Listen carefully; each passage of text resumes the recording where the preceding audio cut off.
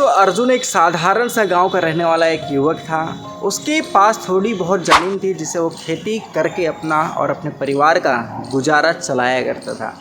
अर्जुन ईमानदार और मेहनती था, लेकिन उसकी ज़िंदगी में कुछ खास बदलाव नहीं हो रहे थे। वह हमेशा सोचता कि उसकी ज़िंदगी में कुछ बड़ा होना चाहिए, कुछ ऐसा जो उसकी ज़िंदगी को एक नया मकसद दे सके। दोस्तों एक दिन की बात है, गांव में एक अनुभवी संत आए। संत ने गांव वालों के जीवन के गूढ़ रहस्यों और सच्चे सुख के बारे में बतलाया। अर्जुन भी संत के प्रवचनों को सुनने गया और संत ने कहा, जिंदगी में बदलाव तभी आता है जब हम अपने अंदर की सीमाओं को पहचानते हैं और उनसे बाहर निकलने की कोशिश करते हैं। अर्जुन को संत की बातों में कुछ खास महसूस हुआ। उसके मन को इग्नाइट किया उनकी संत महाजन की बात, और उसे एहसास हुआ कि वह केवल अपनी दिनचर्या में फंसा हुआ है और असल में अपनी ज़िंदगी को सही मायने में जीने की कला उसको पता ही नहीं है। उसने ठान लिया कि अब वह अपने जीवन में कुछ नया करेगा, कुछ ऐसा जो उसे सच्चा संतोष और खुशी दे सके। अर्जुन ने अपने गांव के पास के जंगल में एक आश्रम बनाने का निर्णय लिया, जहां लोग आकर ध्यान और साधना कर सके। उसने सोचा कि अगर वह दूसरों की मदद करेगा तो उसकी ज़िंदगी का मकसद भी पूरा होगा और उससे सच्चा सुख भी मिलेगा।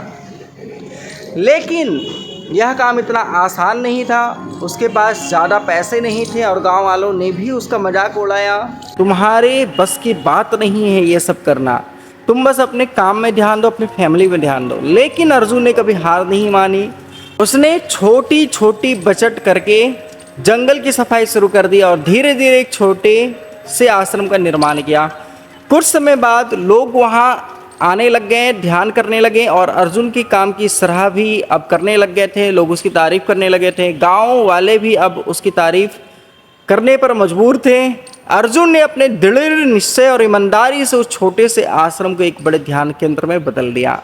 देखते ही देखते उस आश्रम में काफ़ी भीड़ आना स्टार्ट हो चुकी थी। अब गांव के लोग उसके पास अपनी समस्याओं का समाधान पूछने आते थे और अर्जुन ने अपने जीवन में जो शांति और संतोष पाया उसे दूसरे में भी बांटना शुरू किया।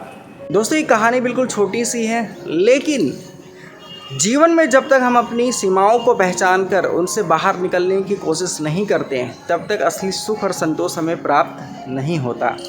दृढ़ निश्चय, ईमानदारी और दूसरों की भलाई में ही सच्चा सुख छिपा होता है। तो दोस्तों उम्मीद करता हूँ ये कहानी आपको अच्छी लगी है। अगर अच्छी लगे तो लाइक शेयर सब्सक्राइब कर देना। मिलते हैं एक और एक्साइटिंग कहानी के साथ, तब तक के लिए जय हिंद।